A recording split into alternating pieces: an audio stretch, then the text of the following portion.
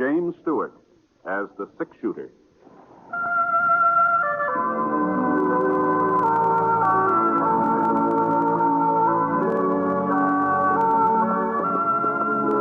The man in the saddle is angular and long-legged. His skin is sun-dyed brown. The gun in his holster is gray steel and rainbow mother of pearl. Its handle unmarked. People call them both the six-shooter.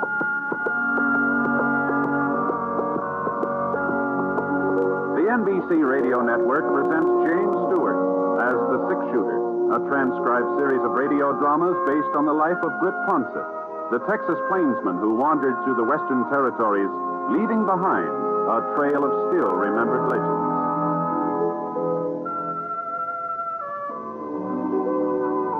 Now, in just a moment, immediately following this important announcement, you'll hear Act One of The Six-Shooter. A lot of vacations start as a daydream and end as a daydream for lack of money.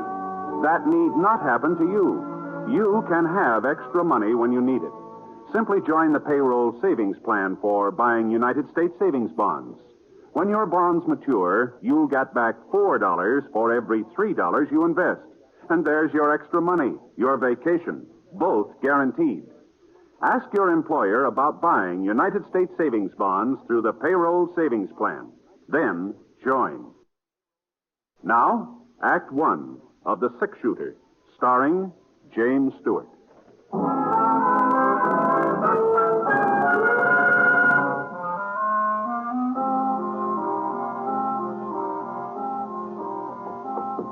The rain had stopped, but the wind still carried slivers of moisture that cut into the boy's face as he rode along the edge of the creek. When he saw the yellow light from the back of the office, he pulled up and slid out of the saddle. Then tied a wet bandana under his eyes and walked slowly, quietly to the door. All right. Put him up over your heads. Reach. What's that? Way up, both of you. Stay away from that shotgun. Now, look here, young fella. You, get over to the safe. Better hurry it up, mister. Open it. I said open it. That's better. Now, toss me that sack. Okay. Don't try to follow. Thanks a lot. I see you. You dirty young. I'll show you. I'll show you. Rotten little.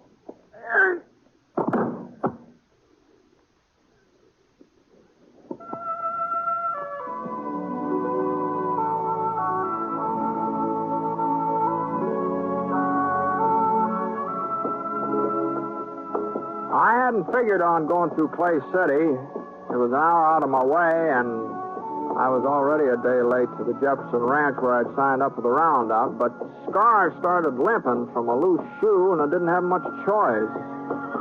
So we had to head to the nearest blacksmith shop, so we turned north.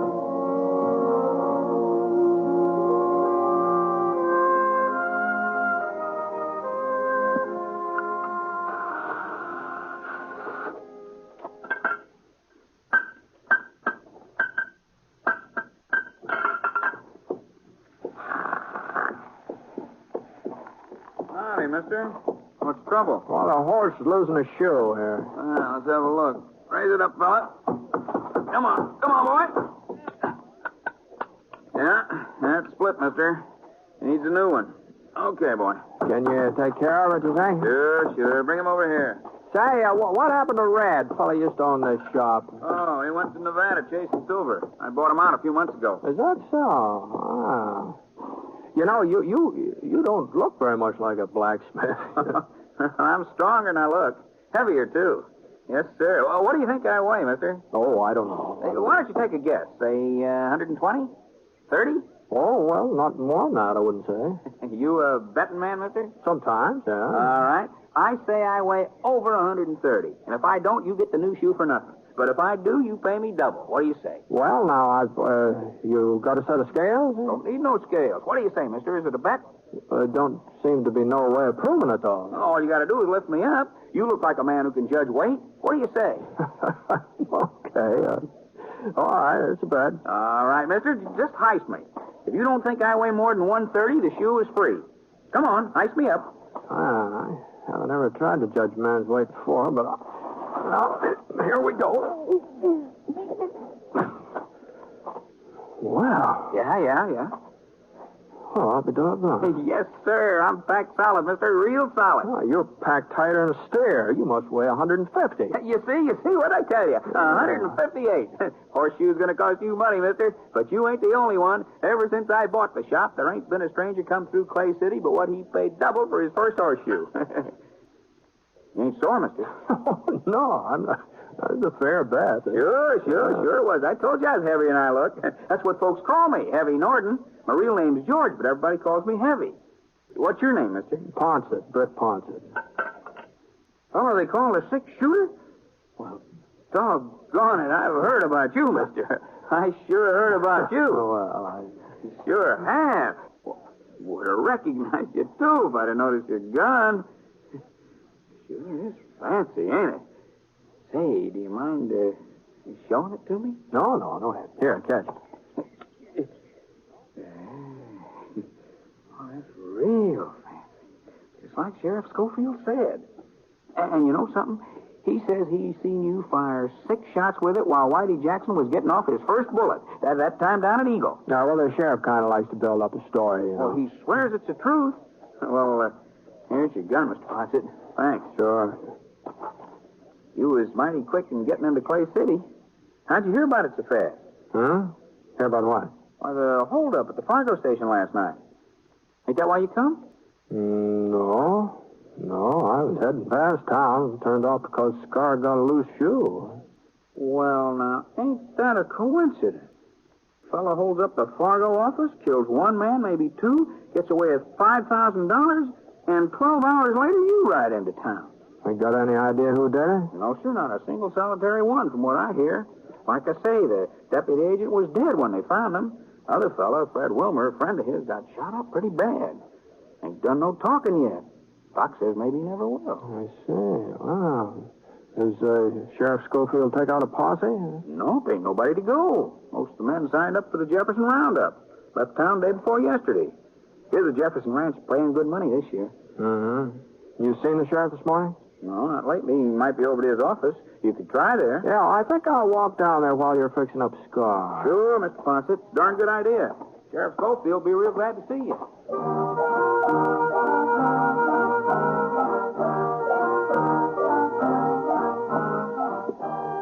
A couple of doors this side of the sheriff's office, I saw the Wells Fargo sign nailed up next to the window. The place wasn't locked, so I went inside. One of the chairs was upset, and there were some damp stains on the floor. The cast iron safe against the wall was standing wide open, so I kicked it shut.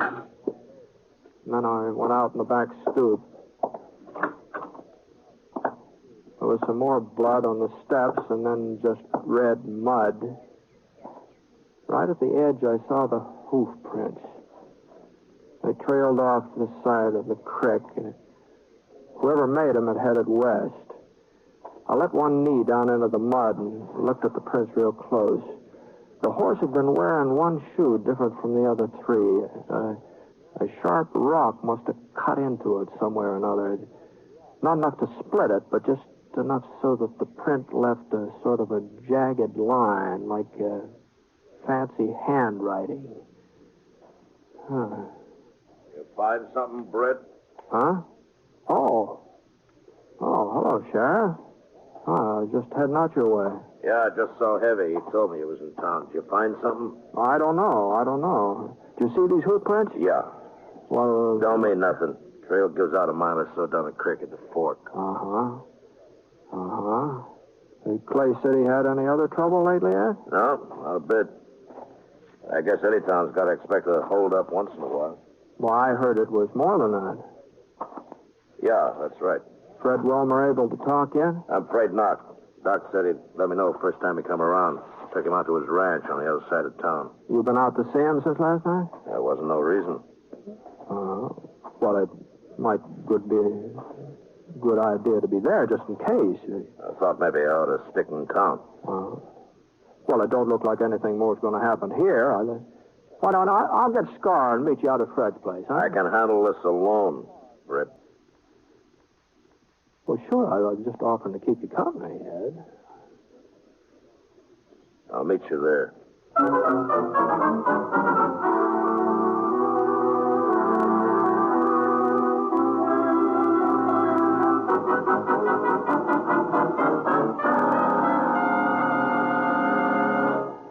Well, he's all fixed up, Mr. Ponset. Tied him up around the side so he'd be in the shade. Well, thanks very much. Mighty fine horse you got there, too. You find Sheriff Scofield? I told him you was in town. Yeah, I found him. Figure out anything? No, not so far. You will. Sheriff's a good man. You and him together, you'll get whoever done it. Maybe. Say, you're the only blacksmith around here, aren't you, Eddie? Yeah, only one for 40 miles, yes, sir. Did you ever see a horse with a shoe that's got one jagged edge, left hind leg? A lot of shoes got jagged edges, Mr. Ponset. Yeah, I know, but now let's see here. See, I'll try to show you what I mean. I'm not much of an artist, but it looks something like this. Mm-hmm. It's sort of like that. Yeah.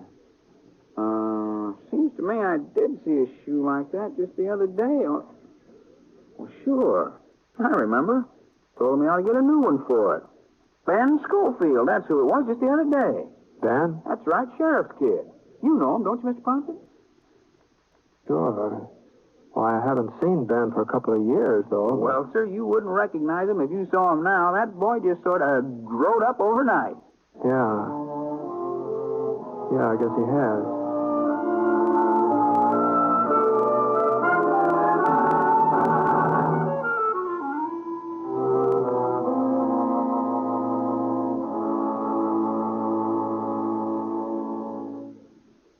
We'll return to James Stewart as the six-shooter in just a moment. Here's a reminder about some of the wonderful entertainment that's yours for the listening each Wednesday evening on the NBC radio network. There's comedy for everyone when you set your dial to NBC for such programs as You Bet Your Life with Groucho Marx and The Great Gildersleeve starring Willard Waterman. The Great Gildersleeve provides 30 minutes of top-flight entertainment that your whole family will enjoy. Then, when it's time for Groucho Marx, watch out. Groucho throws a mean ad lib, and there's a barb at the end of every one of them. Listen and laugh as this marksman trades quips with his contestants from the studio audience. It's a riot of fun from top to bottom when Groucho Marx plays You Bet Your Life. Also on Wednesdays, listen to more quiz fun on Walk a Mile with your genial quizmaster, Bill Cullen. That's Wednesday night on the NBC Radio Network. Be sure to listen.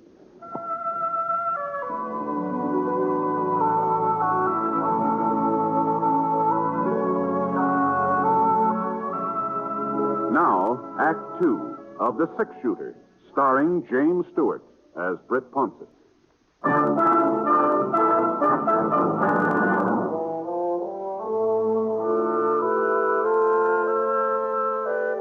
It wasn't much of a ride, and Sheriff Scofield was sitting on Fred Wilmer's porch swing when I got there. He told me Doc was inside with Fred, so I squatted down on the stoop and waited. About half an hour later, Doc came out. Told us we could go inside and see Fred.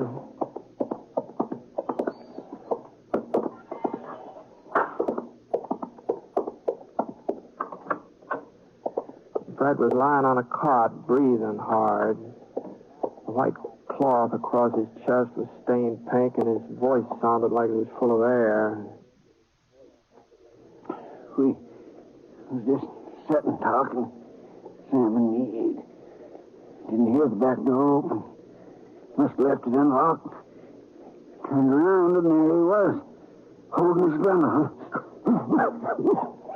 Did you get a look at him, Fred? Well, sure, but it didn't do much good. Handkerchief over his face. Couldn't see nothing, just the gun. Told Sam to open the safe. Wasn't nothing else Sam could do. Sure. Took the money, walked over to the door, Yeah? looked at us for a minute, and then fired. Didn't have no reason. Hit Sam in the face, hit me in the chest, Couldn't have no reason.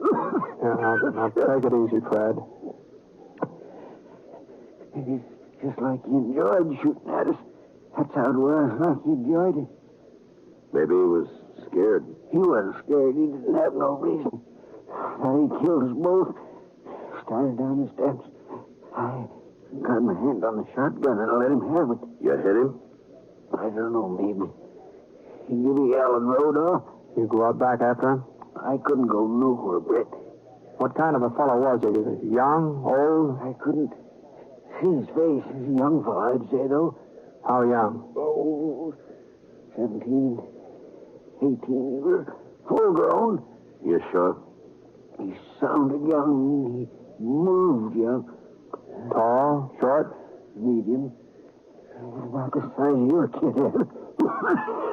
About that size. That enough for you, Ed? Yeah, that's enough. You think you get him, Britt? Sure, Fred. Sure, we'll get him. Come on, Ed. I didn't have no reason to shoot.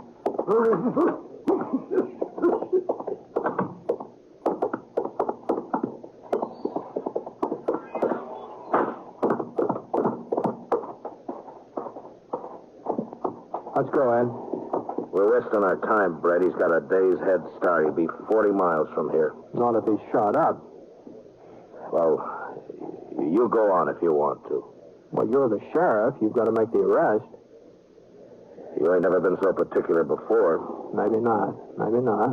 This time I am particular. You coming? We don't even know where to start. Well, I thought along the creek. Good place as any other. It's a waste of time, Brett. We picked up the trail along the creek and headed west. Wasn't hard to follow. Every once in a while, we'd see a few drops of blood spattered against the bushes. About 10 minutes later, we came to the fork where Ed said the trail gave out. Scar stuck his nose down into the water, and I looked around. The trail didn't give out. It turned south. I nodded in that direction. Ed didn't say anything. He just followed. Then about 5 o'clock, we stopped to eat. Ed built a fire, and I opened up a couple of cans of beans I had in the roll. Oh, you're not hungry, Ed? It's early for supper. It's too early. Yeah. Ed, I talked to Heavy before I went out to Fred's place. I asked him who had a horse that would leave a mark like the one we've been following. So? He said that Ben did. Your son, Ben. I thought you ought to know that. A lot of horseshoes leave the same kind of mark. Fred said it was a young fellow. It wasn't Ben. Where is he, Ed? He's at Jefferson Ranch. He's working on a roundup. He left Clay City day before yesterday. He couldn't have been Ben. There's a lot of wild youngsters in these parts, but Ben's a good boy. He couldn't be him. You sure? That mark don't mean nothing. Plenty of horseshoes leave the same kind of mark. You know that, Britt. You had enough to eat? Yeah. All right, let's go.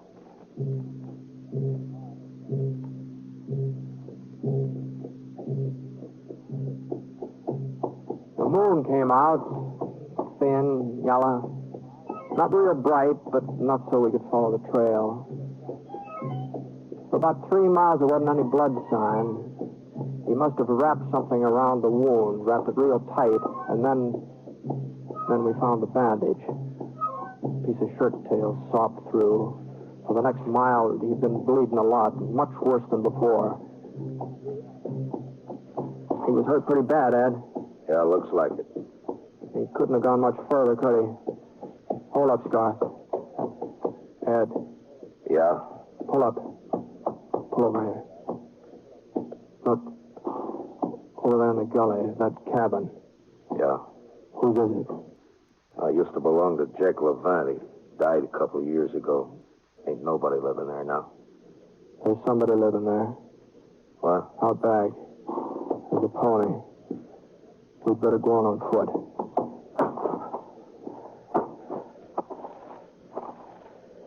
Britt, Yeah? we're gonna take him alive, ain't we? If we can. We gotta take him alive, Britt. It's Ben, isn't it? I don't know, not for sure. It could be Ben? It could be. Where's he been the last couple of days? I don't know that either. I had an argument with him 2 nights ago. He needed some money. He'd been playing poker. He lost a lot. Now, the $5,000 that was taken out of that safe is a lot. I wouldn't give him none. He got mad. He said he'd get it himself. And I hit him. I hit him hard across the face. Hit him twice. He started to hit me back, and then he walked out of the house, and I ain't seen him since. I wish he had hit me back. Now, we've got to get across this clearing, Ed. Over to that clump of trees. Well, he may see us. We'll have to take that chance. You ready? Yeah.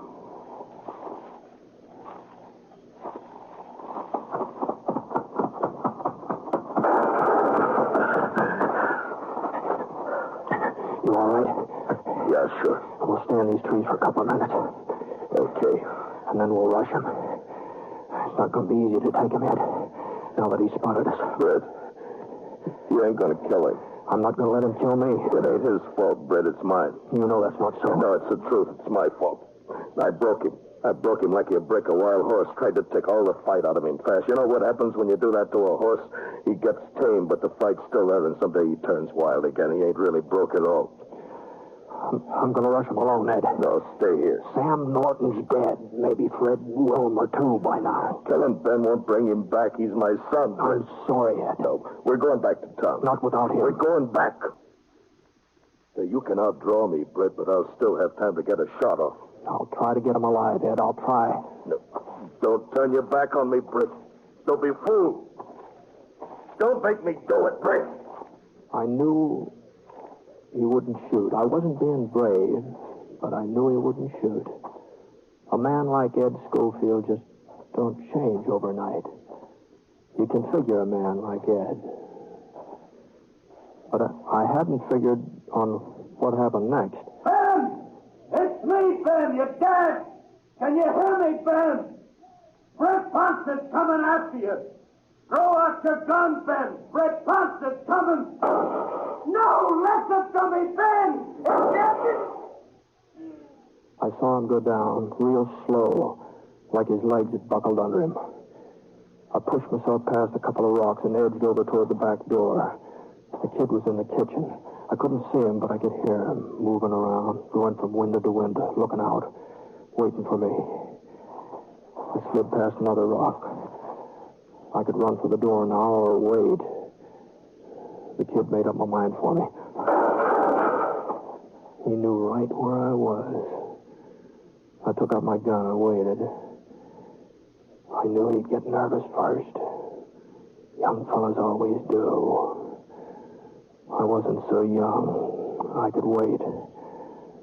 It wasn't more than 5 minutes before the door started to open. His pony knew he was coming, too. He started for his horse. I aimed at his leg. For a second, he just stopped moving, just hung there in midair like a hawk. Then he sprawled forward out of sight behind a log. Everything was quiet now. Even his pony. And then the moon went behind a thick cloud, and I came around the corner of the cabin. And then suddenly the moon came out again, and just in time for me to see his .45 coming up over the top of the log. His revolver slipped out of his fingers, and I saw him try to reach for it, but he couldn't make it. I stood up and I walked over to the log. I turned him over with my foot, and I looked at his face.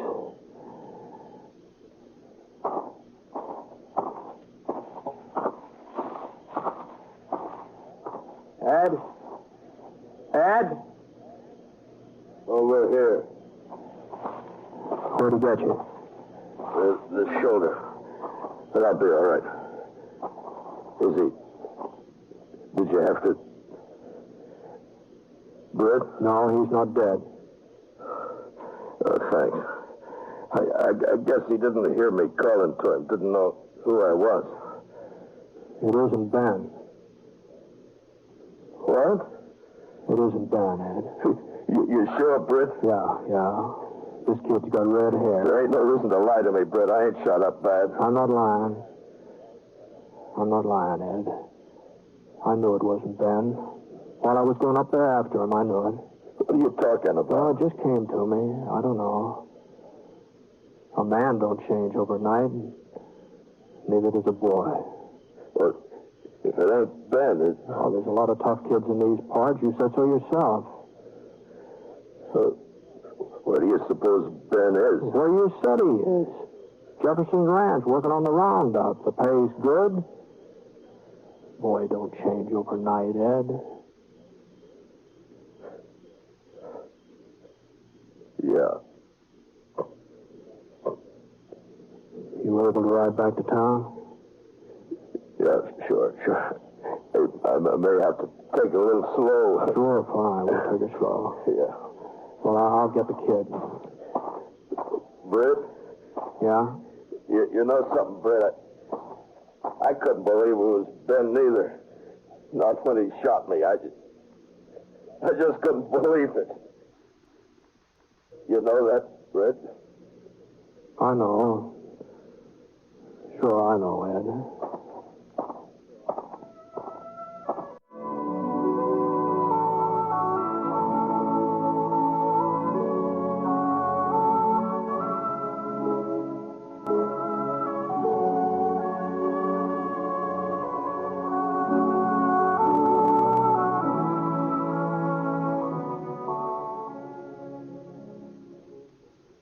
Picture the most extravagant vacation imaginable. Then picture yourself going on that vacation.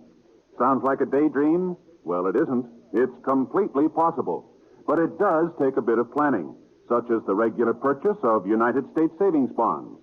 Now, the best way to do that is through the payroll savings plan.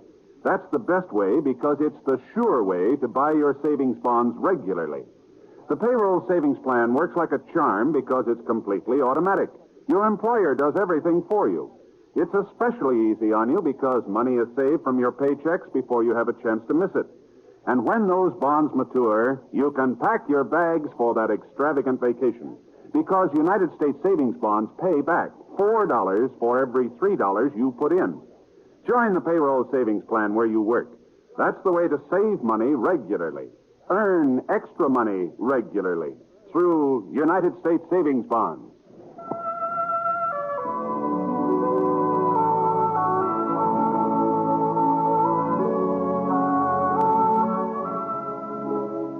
The Six Shooter is an NBC Radio Network production in association with Review Productions. It is based on a character created by Frank Burt, and the transcribed story is written by him. Mr. Stewart may currently be seen in the Universal International picture Thunder Bay. Others in the cast were Parley Bear, Jimmy McCallion, Herb Vigran, and Bill Conrad. Special music for this program was by Basil Adlam, and the entire production is under the direction of Jack Johnstone. All characters and incidents were fictitious, and any resemblance to actual characters or incidents is purely coincidental. Hal Gibney speaking. Hear Exciting Stroke of Fate tonight on the NBC Radio Network.